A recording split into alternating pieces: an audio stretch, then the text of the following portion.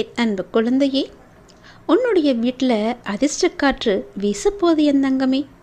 உன்னுடைய வீட்டில் ஆனந்தம் நிலவ போகுது. இன்பம் இல்லறத்தில் நுழையும்.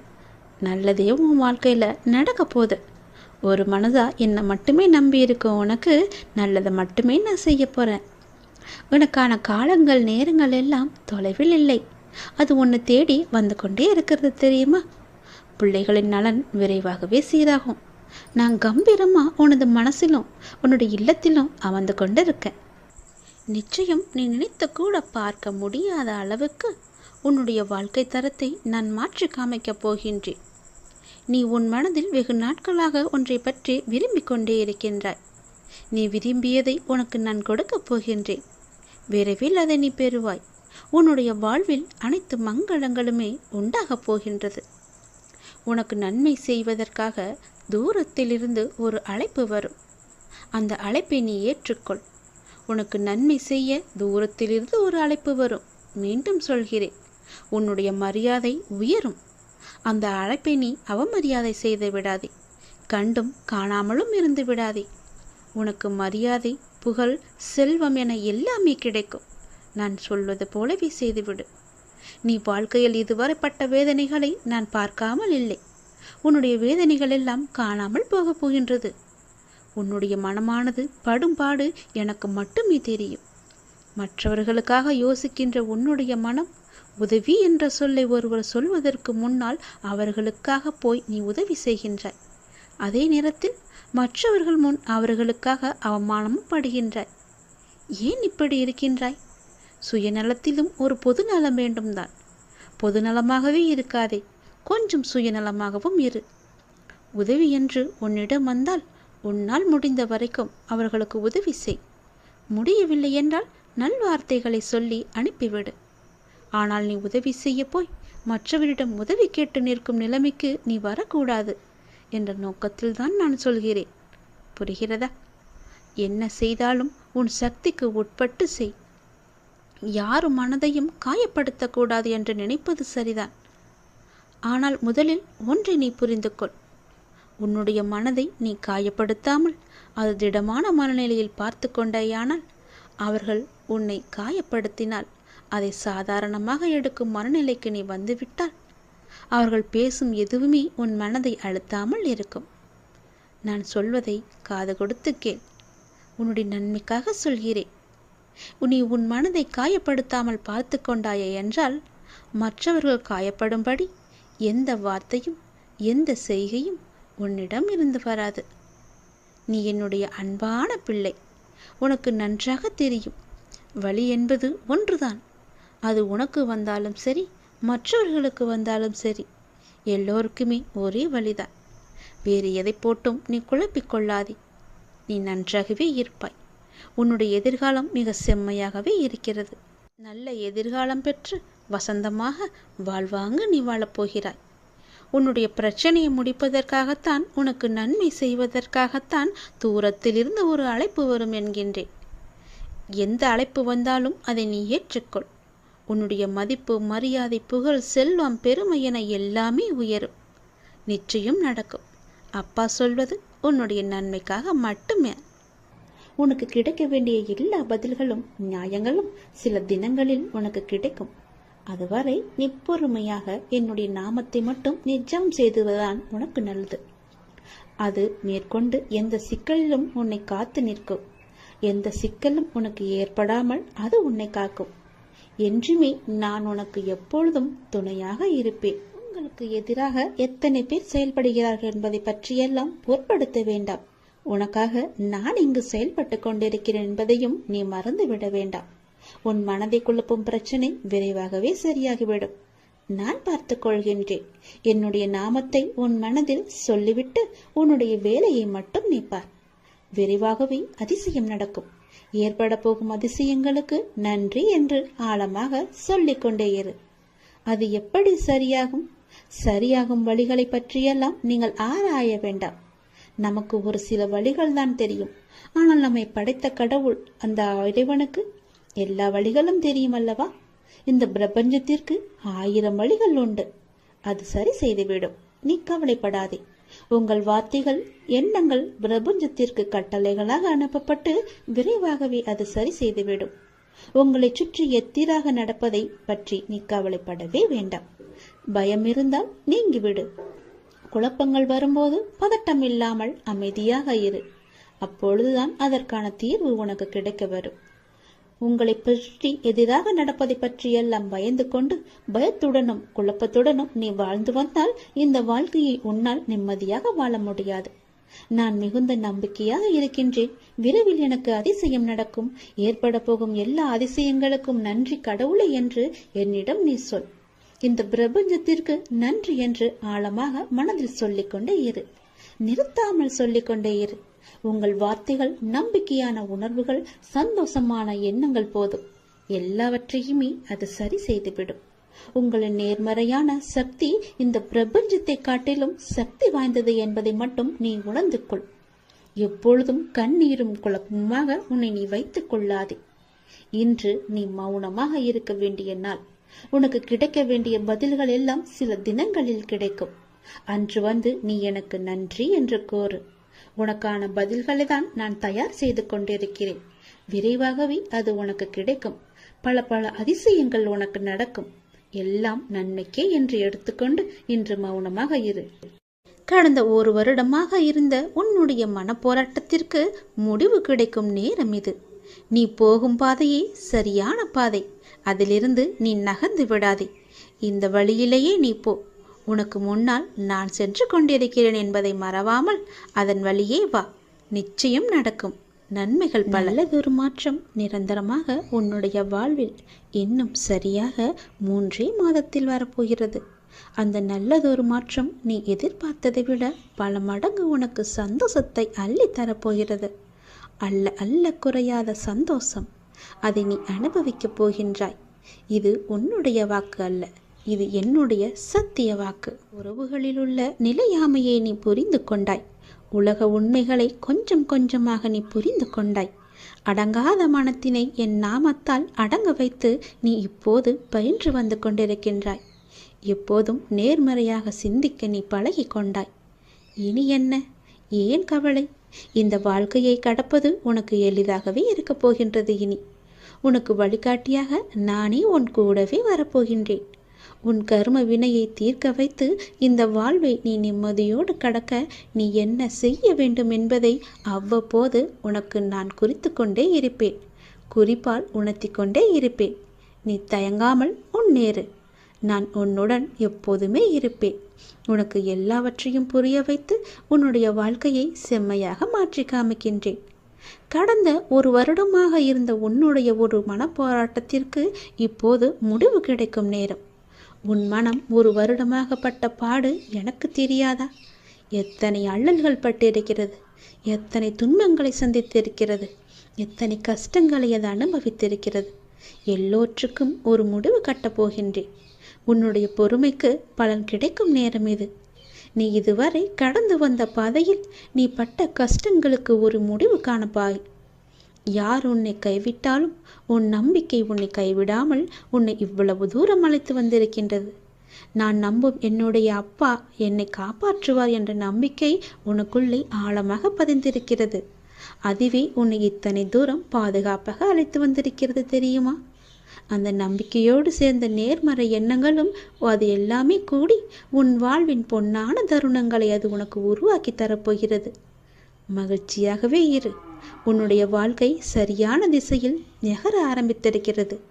அது சரியான வழியில்தான் போய்கொண்டிருக்கிறது. அதை மாயை என்ற வலையில் நீ சிக்கிக்கொண்டு மாற்றி போக நினைக்காதே. அது தவறாக விடும். நான் சொல்வதை கேள். உனக்கு நல்லது நடக்கப் போகிறது. எத்தனை வருடங்களாக நீ தவித்து கொண்டிருந்தாய். எவ்வளவு மனப்போராட்டங்களை எல்லாம் அனுபவித்து கொண்டிருந்தாய். சந்தோஷத்தையே நீ மறந்து விட்டாய். அவ்வளவு துன்பங்களை நீ அனுபவித்து விட்டாய் அல்லவா? அது எல்லாமே இப்போது முடியப் போகிறது. சந்தோஷமாக நீ உன் வாழ்க்கையை ஆரம்பிக்கப் போகிறாய். உனக்கு துணையாக உன்னுடைய அப்பா நான் இருக்கும்போது எதையும் கவலைப்படாதே. எதை பற்றியும் நீ சிந்திக்காதே. மகிழ்ச்சியாகவே இரு. நிறைய மகிழ்ச்சியான தருணங்கள் இனி ஒன்றின் பின் ஒன்றாக உன்னை நோக்கி வந்து கொண்டே இருக்கிறது. இதுதான் சரியான திசை. யார் எது சொன்னாலும் அதை காதில் வாங்காதே. அங்கு உன்னை பயமுடுத்துபவர்கள்தான் நிறைய பேர் இருப்பார்கள். அவற்றையெல்லாம் நீ காதில் வாங்காமல் நீ போகும் பாதையே சரியான பாதை என்று நகர்ந்து போய்கொண்டே இரு. இதற்காகவும் நீ அதிலிருந்து பின் வாங்கக்கூடாது. ஓம் நமச்சிவாய. திருச்சிற்றம்பலம். சிவாய நமக. சிவசிவாய நமக. உன் உள்ளத்தில் உள்ள ஆசையை என்னிடம் இப்போது சொல். நான் ததாஸ்து என்று ஆசீர்வதிக்கின்றேன். அந்த ததாஸ்து என்பது உன்னுடைய ஆசையை நிறைவேற்றும் மந்திர சொல். அப்படியே ஆகட்டும் என்று நான் அதற்கு ஆசீர்வாதம் தருகிறேன். என் மேல் நம்பிக்கை கொண்டு உன்னுடைய உள்ளத்து ஆசையை என்னிடம் சொல். என் அன்பு குழந்தையே, நீ எதற்குமே பதறக்கூடாது. ஏதும் சிதற விடாமல் காக்க என் நேரமும் உன்னையே நான் பார்த்து கொண்டு இருக்கிறேன் என்பதை நீ உணர்ந்து கொள். நீங்கள் அறிய வேண்டியது என்னவென்றால், என்னை நம்பி வந்த உன்னை நான் கீழே விழ அனுமதிக்க மாட்டேன் என்பதை நீ நம்ப வேண்டும். நீ என்னிடம் வந்து அமர்ந்தது எனது கண்களை உற்றுப்பார். அமர்ந்து என் கண்களை உற்று பார்த்தால்தான் நான் உனக்குள் இருப்பதை நீ உணர்வாய். என்னுள் உயிர் இருப்பதை நீ அறிவாய். உன் மனதின் கவலைகளை நான் அறிந்து வைத்திருக்கின்றேன். நீதான் என்னை அறிய மறுக்கின்றாய். எல்லா கவலைகளும் உன்னை விட்டு அகல நான் உனக்கு அருள் புரிகின்றேன். கவலையே படாதே. உன்னுடைய சிக்கல்களுக்கு சரியான தீர்வையும் நான் தருகின்றேன். நீ எதை பற்றியும் கவலைப்பட அவசியமும் இல்லை, தேவையும் இல்லை. எந்த விஷயத்தை பற்றியும் எவ்வித கஷ்டமும் உனக்கு கிடையாது. என்னுடைய மொழிகளில் முழுமையான நம்பிக்கை வைத்தால் உன்னுடைய சிக்கல்களான சந்தேகங்களை நான் தீர்த்து வைக்கிறேன். அதற்கு சரியான முடிவையும் நான் தருகிறேன். அப்பாவை தரிசனம் செய். உன்னுடைய அப்பாவாக நினைத்து என்னை நீ தரிசனம் செய். என்னுடைய பாதங்களில் நீ வந்தனம் செய். உம்முடைய உள்ளத்து ஆசையை என்னிடம் விளக்கமாகச் சொல். நான் உங்களை ஆசீர்வாதம் செய்கிறேன். நம்பிக்கையுடன் நான் உங்களுக்கு இருப்பேன் என்ற நம்பிக்கை உன் மனதில் இருந்தால் ததாஸ்து என்ற வார்த்தை என் நாவிலிருந்து வரும். அந்த ததாஸ்து என்பது அப்படியே ஆகட்டும் என்பதற்கான பொருள். என் மீதான நம்பிக்கையை வளர்த்து கொண்டு என்ன உள்ளத்து ஆசையை என்னிடம் வந்து சொல்லிவிடு. யாருக்கும் எந்த தீங்கும் செய்யாத அளவுக்கு என்னுடைய நாமத்தை நீ உச்சரித்து கொண்டே வா. இந்த இம்மையிலாகட்டும் மறுமையிலாகட்டும் உன்னை காப்பது என் கடமை, என் பொறுப்பு என்று பலமுறை நான் சொல்லியிருக்கிறேன். கவலையே படாதே. இறைவா, நடத்தியதும் நீ, நடத்தப் போவதும் நீ. நடப்பவை அனைத்தும் நன்மை தருவதாக இருக்கட்டும் என்ற நம்பிக்கையோடு நீ தொடங்கு. நிச்சயம் உன் ஆசை நிறைவேறும். உன்னுடைய துன்பங்கள் எல்லாம் முடிவடைந்துவிடும். அறிவு என்பது படிப்பறிவை சார்ந்தது அல்ல. நமக்கு கிடைத்த அனுபவத்தையும் சூழ்நிலையையும் வைத்து எதிர்காலத்தை கையாளும் தன்மைக்கு பெயர்தான் அறிவு. நீ அறிவோடு நடந்து கொள். இன்றைய விடியல் உனக்கானது. இன்று உனக்கு நல்லது மட்டுமே நான் நடத்தி காமிப்பேன்.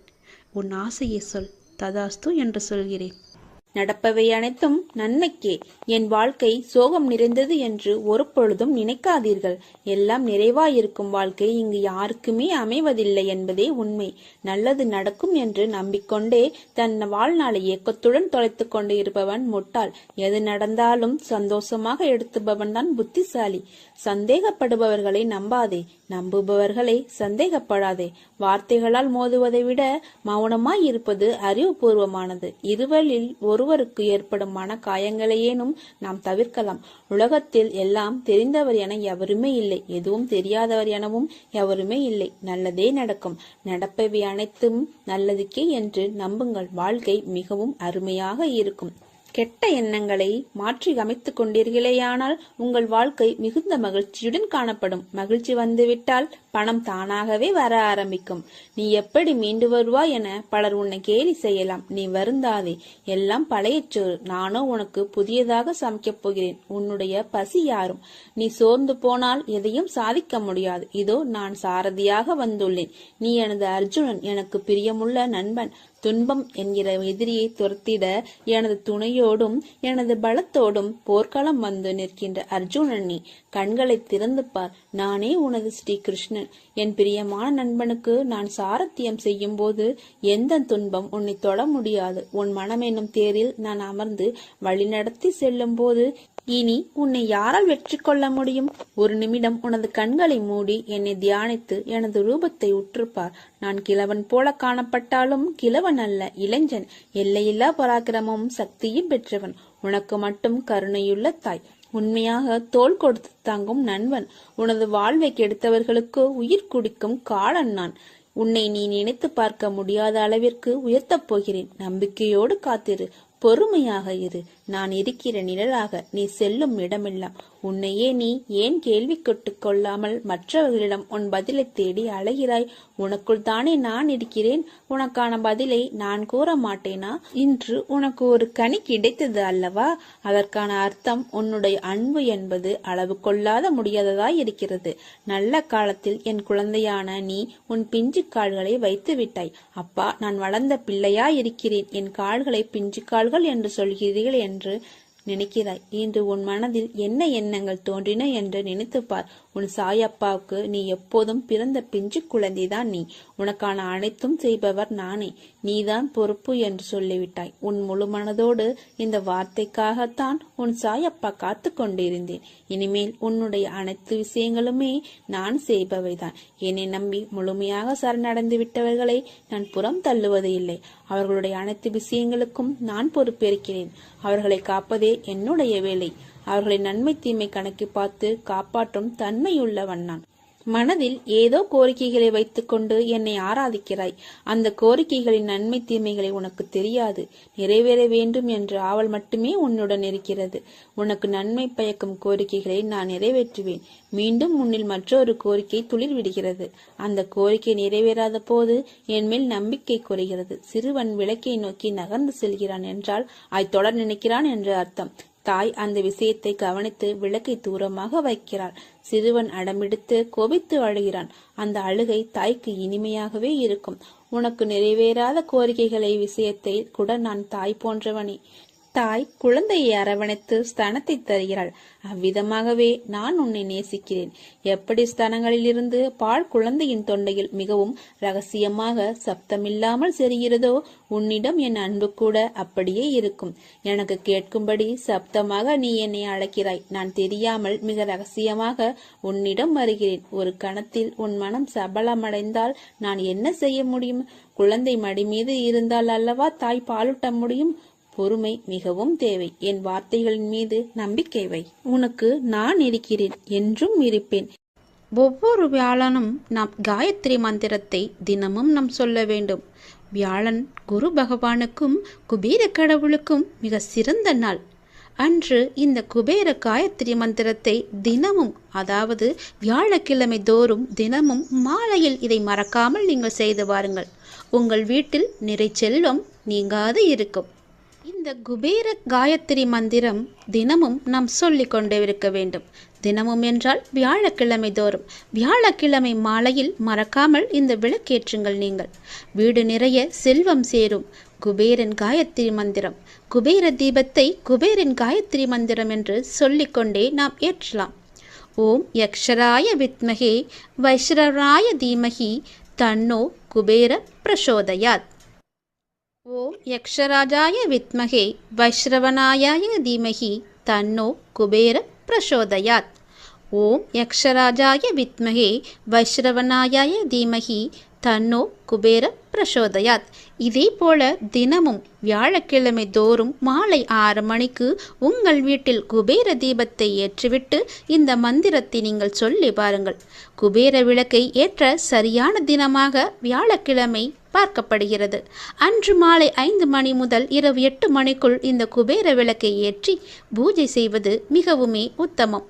தொடர்ந்து குபேர விளக்கு ஏற்றி வழிபட்டு வர குடும்பத்தில் இருந்த துன்பங்கள், கடன் பிரச்சனைகள், சங்கடங்கள் அனைத்தும் நீங்கி உங்களுக்கு நல்வாழ்வு கிடைக்கும். செல்வம் பல மடங்கு பெருகவும், நமக்கு தேவையான செல்வத்தை சம்பாதிக்கவும், நாம் சேமித்து வைத்துள்ள செல்வத்தை பாதுகாக்கவும், எப்போதும் நம் வீட்டில் செல்வம் நிலைத்திருக்கவும், நமது வீட்டிற்கு எப்போதும் செல்வத்தை ஈர்க்கும் சக்தி கிடைப்பதற்கும் நாம் முழு மனதுடன் செய்ய வேண்டிய ஒரு விசேஷ விளக்கு பூஜை இது. செல்வம் பல மடங்காக பெருகுவதற்கு எளிமையான பரிகாரங்கள் இருக்கின்றன. நாம் சம்பாதிப்பதில் ஒரு தொகையை சேர்த்து அதனை அன்னதானத்திற்கு செலவிட அதனை போல் 5 மடங்கு நம்மிடம் வந்து சேரும். கோவிலில் லட்சுமி மீது வைத்த தாமரை மலரை கொண்டு வந்து பச்சை பாட்டில் வைத்து மடித்து பணப்பெட்டியில் வைக்க பணம் சேரும். செல்வத்திற்கு உரியவள் மகாலட்சுமி. வெள்ளிக்கிழமை வழிபடவும் 24 வெள்ளிக்கிழமை வழிபட்டால் பணம் கிடைக்கும். குபேரனை வழிபட பணம் தடையின்றி தங்கு தடையின்றி நமக்கு கிடைக்கும். அந்த குபேரனின் அருள் நமக்கு நிச்சயம் கிடைக்கும். செல்வ செழிப்பான கடவுள் குபேர கடவுள். அவர் மற்ற கடவுள்களின் செல்வங்களை எல்லாம் பாதுகாத்து இரட்டிப்பாக பெருக்கி கொடுப்பார். குபேர கடவுளிடம் மட்டுமே செல்வம் குறையாது பெருகி கொண்டே இருக்கும். இவ்வாறு நம்மிடமும் செல்வம் பெருகி கொண்டே இருக்கவும் நம்மிடம் இருக்கும் செல்வத்தை குபேர கடவுள் பாதுகாத்து அதனை பல மடங்காக பெருக்கி கொடுக்கவும் நாம் குபேரருக்கு செய்ய வேண்டிய ஒரு உகந்த வழிபாடுதான் லட்சுமி குபேர விளக்கு பூஜை வழிபாடு. வியாழன் வெள்ளிக்கிழமைகளில் இந்த விளக்கினை ஏற்றி நீங்கள் வழிபடலாம். குபேர விளக்கு. செல்வத்தின் அதிபதியாக குபேரர் விளங்குகிறார். அவரை நாம் வணங்கி வர அவரின் அருள் கிடைத்து வாழ்வில் வளம் பெறலாம். அவரின் அருள் பெற குபேரர் விளக்கில் தீபம் ஏற்றி நாம் வழிபடலாம். குபேர விளக்கை ஏற்ற சரியான தினமாக வியாழக்கிழமை பார்க்கப்படுகின்றது. அன்று மாலை 5 மணி முதல் இரவு 8 மணிக்குள் இந்த குபேர விளக்கை ஏற்றி பூஜை செய்து இந்த மந்திரத்தை நீ சொல்லி வாருங்கள். வாரந்தோறும் இந்த விளக்கை ஏற்றி தினமும் சொல்லி வாருங்கள். விளக்கு ஏற்றும் நேரம் குபேரருக்கு விருப்பமான வியாழக்கிழமை தினத்தில் காலையில் வீட்டை சுத்தம் செய்ய வேண்டும். அன்று மாலை வீட்டின் வாசலில் செம்மண் பட்டையிட்டு அலங்காரம் செய்ய வேண்டும். அதன் மீது பச்சரிசி மாவில் கோலம் போட வேண்டும். வாசல் நிலைப்படிக்கு சந்தனம் தெளித்து மஞ்சள் குங்குமம் வைக்க வேண்டும்.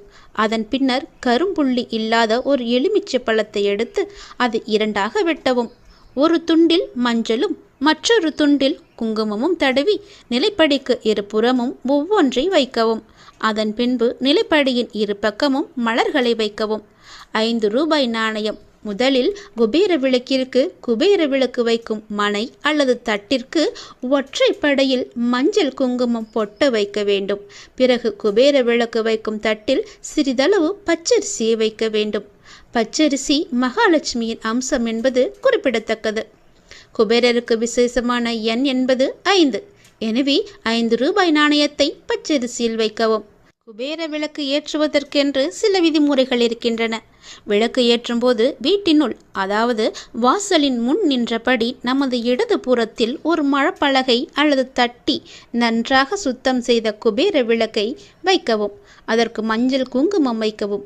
அதில் நல்லெண்ணெய் ஊற்றி 2 திரிகளை எடுத்து ஒன்றாக சேர்த்து ஒரு திரியாக்கி குபேர விளக்கில் போடவும். பின்னர் வீட்டில் விளக்கேற்றும் பூஜை அறையில் விளக்கேற்றிய பின் குபேர விளக்கிலும் நீங்கள் தீபத்தை ஏற்ற வேண்டும். குபேரின் காயத்ரி மந்திரம், குபேர தீபத்தை குபேரின் காயத்ரி மந்திரம் என்று சொல்லிக்கொண்டே நீங்கள் ஏற்ற வேண்டும். ஓம் யக்ஷராஜாய வித்மகே வைஸ்ரநாய தீமகி தன்னோ குபேர பிரசோதயாத். இந்த மந்திரத்தை 3 முறை சொல்லி நீங்கள் இந்த தீபத்தை ஏற்றலாம். இப்படி செய்வதால் நமக்கு குபேரன் அருள் நீடித்து நிற்கும். குடும்பத்தில் அனைத்து செல்வங்களும் கிடைக்கும். குபேர விளக்கை தினமும் பூஜை அறையில் ஏற்றி வரலாம். குபேரருக்கு உகந்த திசை வடக்கு. ஆகையால் பூஜை அறையில் வடக்கு திசை நோக்கி இதை ஏற்ற வேண்டும். வடக்கு திசை நோக்கியவாறே குபேரர் பொம்மையும் இருக்க வேண்டும். நெய் தீபம். குபேர விளக்கில் நெய் அல்லது நல்லெண்ணெய் சேர்த்து குபேர திரியினால், அதாவது குபேரருக்கு உகந்த நிறம் பச்சை, அதனால் பச்சை நிறத்தில் உள்ள திரியால் குபேர விளக்கு ஏற்றினால் மிகவுமே சிறந்த பயனளிக்கும். பச்சை நிற திரி இல்லையெனில் பஞ்சு திரி வைத்தும் விளக்கு ஏற்றலாம். குபேர விளக்கில் 5 கற்கண்டு சேர்க்க வேண்டும். கற்கண்டு சேர்ப்பதனால் பண வரவு அதிகரிக்கும். விளக்கை சுற்றி வாசனை மலர்கள் வைக்க வேண்டும். குபேர விளக்கை ஏற்றிய பின் நாம் வீட்டின் நிலைவாசலில் இடதுபுறம் வடக்கு நோக்கி வைக்க வேண்டும். நிலைவாசலில் தீபம். ஸ்ரீ மகாலட்சுமி குபேராய நமக, ஸ்ரீ மகாலட்சுமி குபேராய நமக, ஸ்ரீ மகாலட்சுமி குபேராய நமக என்று சொல்லி ஏற்றுங்கள்.